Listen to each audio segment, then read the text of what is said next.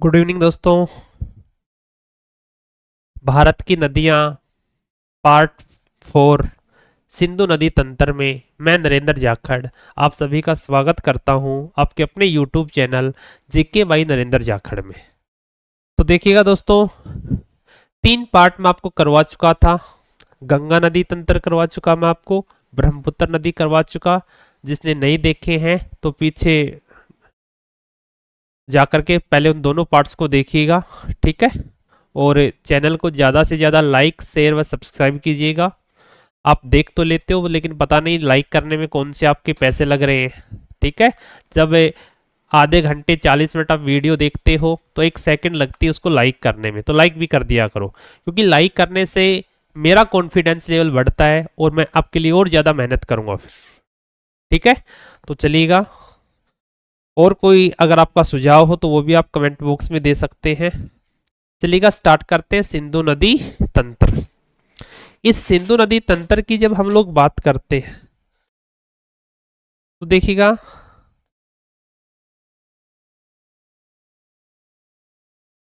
एक मिनट भाई।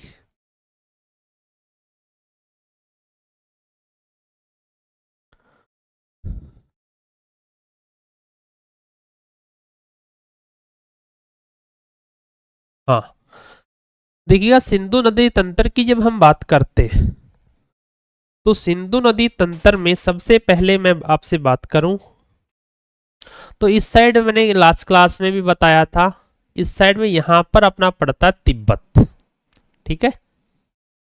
यहां क्या पड़ता है? तिब्बत। और इस तिब्बत की बात करें तो मैंने लास्ट क्लास में आपको बताया था यहां पर तिब्बत में आपके 3 पॉइंट है। तिब्बत में आपके 3 पॉइंट है। एक पॉइंट आपका ये है, एक ये वाला है, और एक लास्ट क्लास में हम जिक्र कर चुके थे। ये वाला जो पॉइंट था इसका नाम था सिमयुंगदुंग। सिमयुंगदुंग। और यहां से कल एक नदी का उद्गम हम लोगों ने करवाया था और उस नदी का नाम क्या था? उस नदी का नाम था सांगपो, ठीक है। ये वाला जो पॉइंट है इसकी भी हम डिस्कस करेंगे आज, या तो आज करेंगे या फिर अगली क्लास में करेंगे। ये है राकसताल। राकसताल। और यहां से उद्गम होता है वो होता है सतलज नदी का। सतलज नदी का उद्गम कहां से होता है? तो सतलज नदी का उद्गम होता है राकसताल से। ये वाला जो पॉइंट है इसकी बात करें तो इस पॉइंट का नाम है बोखरचू हिमनद। बोखरचू हिमनद। और ये जो बोखरचू हिमनद है ना, यहां से एक नदी का नाम उद्गम होता है। उस नदी का नाम क्या है? तो उस नदी का नाम है शेरमुख या सिंगी बखान। शेरमुख या सिंगी बखान उस नदी का नाम है, ठीक है। शेरमुख या सिंगी बखान। ये जो नदी है, इस नदी की अगर हम बात करें तो देखो ये नदी यहां से निकलती है, सिंधु नदी यहां से निकलती है और इस प्रकार से नदी भारत में क्या करती है? प्रवेश करती है। अब सिंधु नदी भारत में जिस स्थान से प्रवेश करती है, सिंधु नदी भारत में जिस स्थान से प्रवेश करती है उस स्थान का नाम क्या है? उस स्थान का नाम है दमचौक, ठीक है। सिंधु नदी भारत में किस स्थान से प्रवेश करती है? तो सिंधु नदी भारत में दमचौक नामक स्थान से प्रवेश करती है। दमचौक से बहते हुए इस प्रकार, और सिंधु नदी यहां से पाकिस्तान में प्रवेश करती है। और पाकिस्तान में किस जगह से करती है? तो पाकिस्तान में करती है चिल्लास नामक स्थान पर, ठीक है। सिंधु नदी पाकिस्तान में किस स्थान से प्रवेश करती है? तो ये करती है आपकी चिल्लास, ठीक है। इसके बाद सिंधु नदी जो है ये आपकी कहां चली जाती है? सिंधु नदी आपकी चली जाती है पाकिस्तान में। और पाकिस्तान में यहां पर एक जगह पड़ती है मिठानकोट या मिठनकोट। इस मिठानकोट या मिठनकोट के पास सिंधु में आगे चल करके 5 नदियां आकर के मिलती हैं। झेलम, चेनाब, रावी, व्यास, सतलज। उन पांचों का जल लेकर के चेनाब आएगी और इस मिठानकोट के पास आकर सिंधु में मिल जाएगी। और आगे सिंधु है ये कराची के पास जाकर, ठीक है, कराची के पास जाकर और आपकी अरब सागर में गिर जाती है। कराची के पास जाकर अरब सागर में गिर जाती है।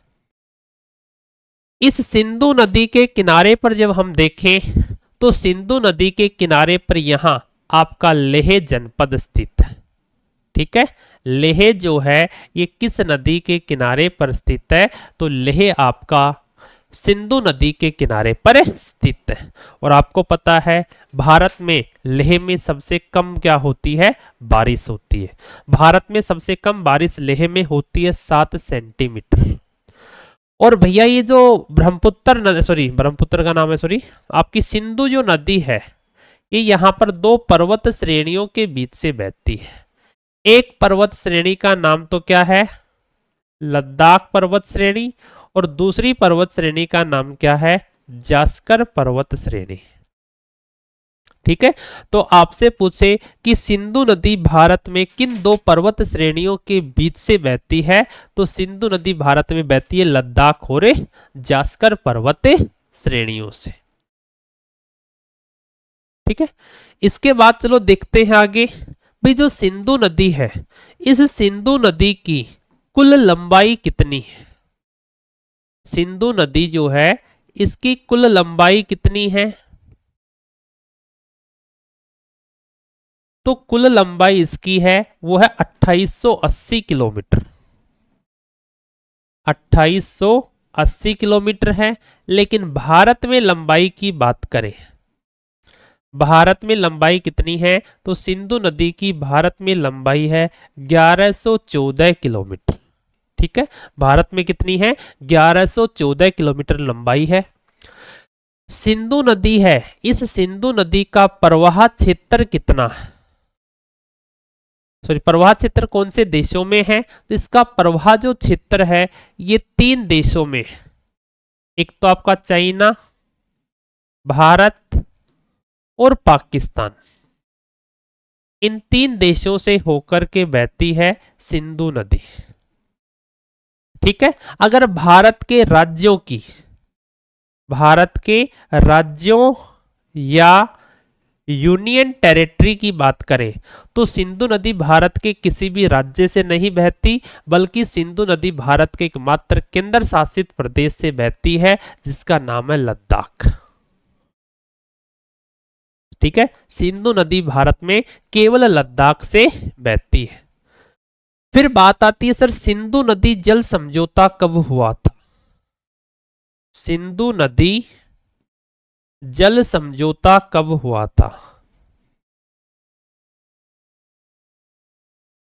सिंधु नदी जल समझौता कब होता है? तो सिंधु नदी जल समझौता होता 1960 में।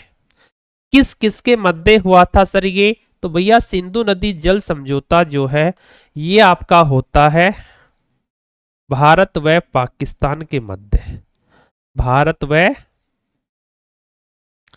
पाकिस्तान के मध्य होता है। सर क्या भारत की ओर से हस्ताक्षर किसने किए थे?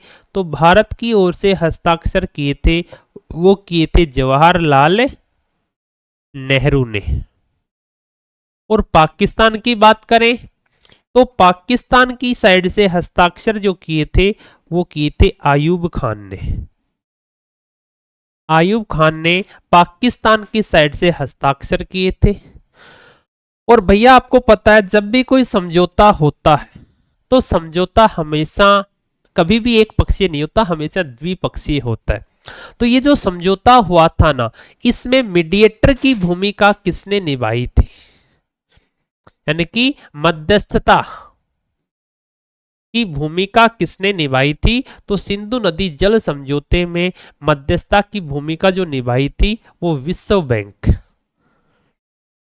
विश्व बैंक जो है इसने बिचौलिए की भूमिका निभाई थी सिंधु नदी जल समझौते में। ठीक है, आगे देखिएगा, सिंधु नदी जो है, क्या था सर सिंधु नदी जल समझौता? तो भैया आपकी जो 6 नदियां हैं, एक तो है सिंधु नदी, सिंधु, झेलम, चेनाब, रावी, व्यास और सतलज। ये जो 6 नदियां हैं, इन 6 नदियों में से ऊपर वाली जो 3 नदियां हैं, ऊपर वाली जो 3 नदियां हैं, इन तीनों नदियों के पानी पर पाकिस्तान की हिस्सेदारी कितनी है? तो पाकिस्तान की हिस्सेदारी है वो है 80%, जबकि भारत की जो हिस्सेदारी है इसके ऊपर है वो है 20%। नीचे वाली 3 नदियों की बात करें तो इसके ऊपर वाले के बिल्कुल अपोजिट है। इनके पानी पर पाकिस्तान की हिस्सेदारी कितनी है? तो पाकिस्तान की हिस्सेदारी 20% और भारत की हिस्सेदारी कितनी है? तो वो आपकी 80% है। यही था आपका सिंधु नदी जल समझौता। देखो भी अब बात आती है इसके बाद सिंधु की सहायक नदियों की। तो कोई भी नदी जब होती है, बड़ी नदी होती है, उसमें दोनों साइड से नदियां आकर के मिलती हैं। लेफ्ट हैंड साइड से भी नदियां आकर के मिलती हैं और राइट हैंड साइड से भी नदियां आकर के मिलती हैं। तो एक बार पीछे वाले डायग्राम पर देखिएगा, जब सिंधु नदी आपकी इस साइड बह रही है, सिंधु नदी इस साइड बह रही है, तो ऊपर वाली जो डायरेक्शन है वो अपनी कौन सी होगी? वो होगी राइट हैंड साइड, यानी कि दाई साइड। और इस सिंधु में दाई साइड यानी कि ऊपर की साइड से कौन कौन सी नदियां आकर के मिलती हैं, उनकी मैं बात कर रहा हूं। ठीक है, ऊपर से कौन कौन सी नदियां इसमें आकर के मिलती हैं? तो आप इसको कह सकते हो सिंधु में दाईं ओर से, राइट हैंड साइड से दाईं ओर से मिलने वाली सहायक नदियां, मिलने वाली सहायक नदियां कौन सी हैं? तो सिंधु में दाईं ओर से मिलने वाली जब सहायक नदियों की बात आती है तो कौन कौन सी है भाई? उन नदियों में सबसे पहले नाम आता है गिलगित नदी, शोक नदी,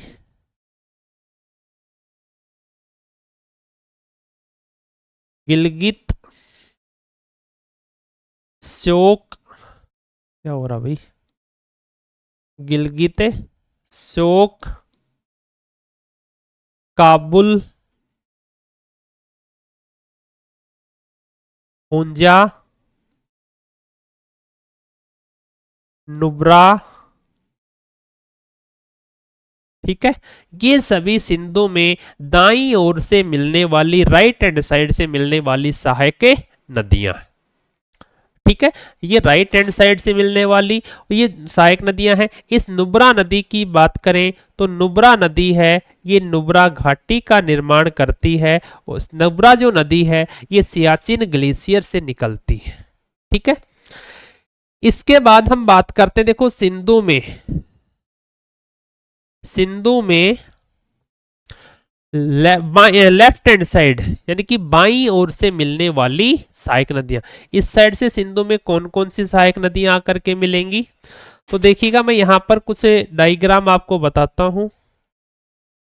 सबसे पहले मैं बात करूं तो सबसे पहले आप देखिएगा, यहां पर आपका जम्मू कश्मीर, ठीक है, और जम्मू कश्मीर में यहां पर एक झील पड़ती है। उस झील का नाम क्या है? उस झील का नाम आपका है भाई शेषनाग झील। दिख रहा है? शेषनाग झील। और इस शेषनाग झील से एक नदी का उद्गम होता है और उस नदी का नाम क्या है? उस नदी का नाम है झेलम नदी। उस नदी का नाम क्या है? तो उस नदी का नाम है झेलम नदी। थोड़ा सा एक बार देखिएगा, फिर नेक्स्ट पेज पर मैं करवा दूंगा। ठीक है, झेलम नदी का उद्गम यहां से होता है, झेलम। ठीक है, इसके बाद नीचे की साइड आएंगे तो हिमाचल प्रदेश में, हिमाचल प्रदेश में एक और जगह आपकी पड़ती है, हिमाचल प्रदेश में एक और जगह आपकी पड़ती है बारालाचा दर्रा।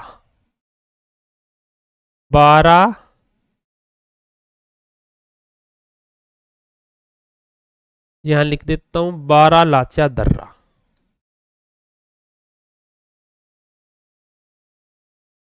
दर्रा है हिमाचल प्रदेश में, यहां से उद्गम होता है चेनाब नदी का।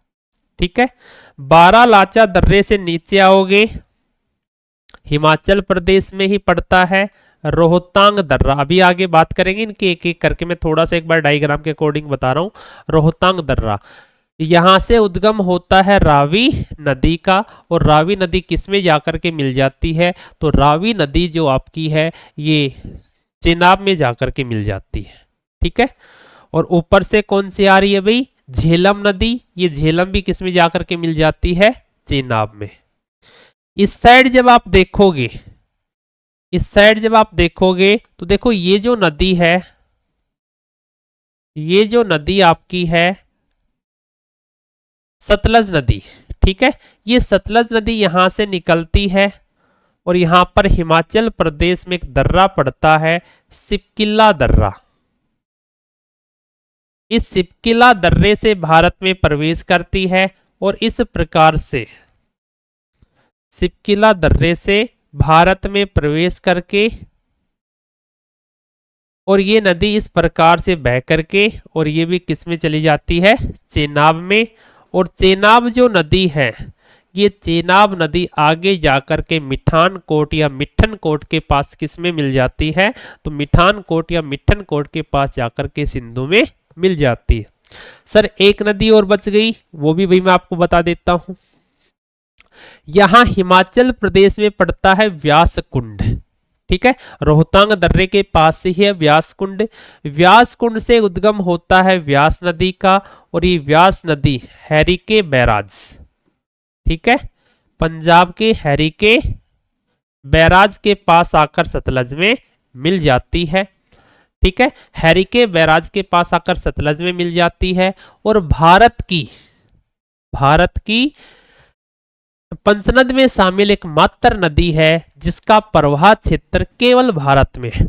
देखो बाकी जो 4 नदियां हैं, ये चारों नदियां पाकिस्तान में जा रही हैं, लेकिन व्यास नदी है ये व्यास कुंड से निकलती है, पंजाब के हैरिके बैराज के पास जाकर सतलज में मिल जाती है। और इसी हैरिके बैराज से एक नहर निकाली गई है जो कि भारत की सबसे बड़ी सिंचाई नहर है, जिसका नाम है इंदिरा गांधी नहर। ठीक है, नेक्स्ट देखिएगा भाई, आगे अगर हम बात करें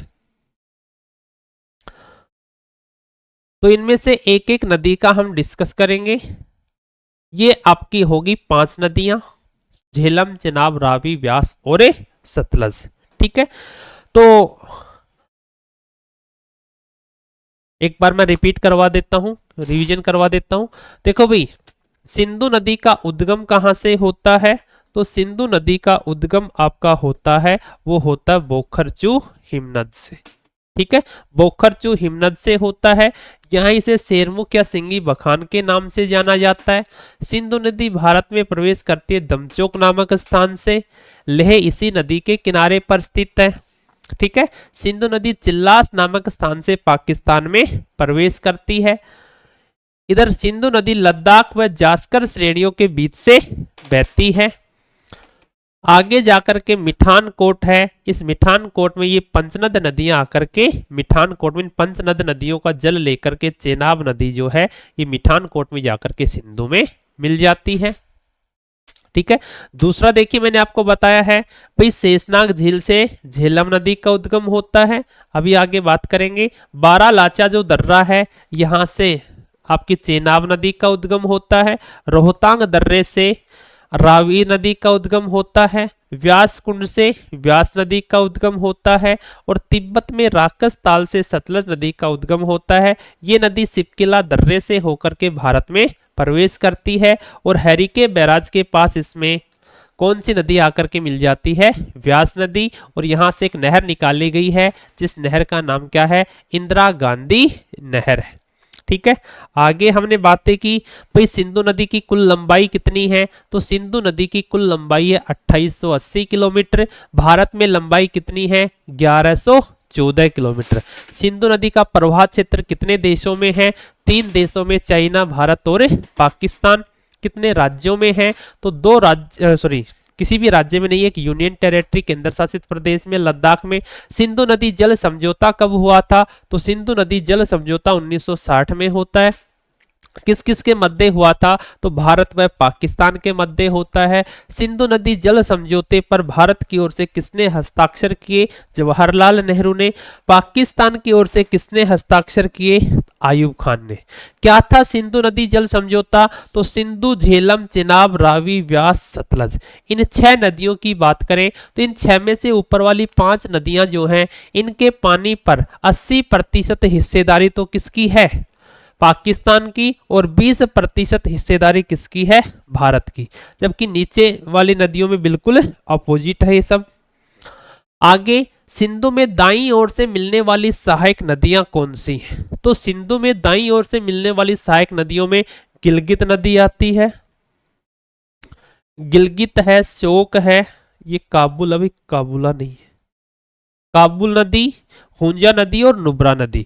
नुब्रा नदी है, ये नुब्रा घाटी का निर्माण करती है, सियाचिन ग्लेशियर से निकलती है। आगे की बातें करेंगे। देखिए, आज मैंने बातें की हैं सिंधु नदी तंत्र के बारे में, थोड़ा छोटा ही वीडियो ये बना रहा हूं। अगर कंप्लीट एक में ही कर दूंगा तो फिर आपको समझ नहीं आएगा। अगली क्लास में जो सिंधु की सहायक नदियां हैं, झेलम, चेनाब, रावी, व्यास, सतलज, इन 5 नदियों की हम बात करेंगे। ठीक है, तो कैसा लगा वीडियो कमेंट करके बताइएगा और ऐसे ही बेहतरीन वीडियो के लिए बने रहिएगा, जुड़े रहिएगा और जोड़ते रहिएगा आपके अपने YouTube channel GK by Narendra Jakhar पर। ठीक है, क्लास को शेयर कीजिएगा, लाइक कीजिएगा, सब्सक्राइब कीजिएगा या यार दोस्तों से करवाइएगा। ठीक है, और कोई भी आपका सुझाव हो वो आप कमेंट बॉक्स में जरूर दिया करो, लाइक जरूर किया करो। और दूसरी बात, देखिए भाई, कोई टॉपिक ऐसा हो जो स्पेशली आपको करवाना हो, टॉपिक के लिए भी आप कमेंट कर सकते हो। और जितने भी नोटिफिकेशन होते हैं, वीडियो का नोटिफिकेशन या किसी जॉब का नोटिफिकेशन वगैरह है, करंट अफेयर के क्वेश्चन वगैरह हैं, क्वेश्चन के पोल वगैरह हैं, उन सब के लिए आप हमारे यूट्यूब चैनल, यूट्यूब तो कर ही रहे हो, हमारा टेलीग्राम चैनल, ठीक है, टेलीग्राम जो चैनल है, फेसबुक चैनल है, इंस्टाग्राम चैनल है, ये सभी इसी नाम से है, जीके बाई नरेंद्र जाखड़। तो इनको आप फॉलो कर सकते हो। ठीक है, थैंक यू, धन्यवाद।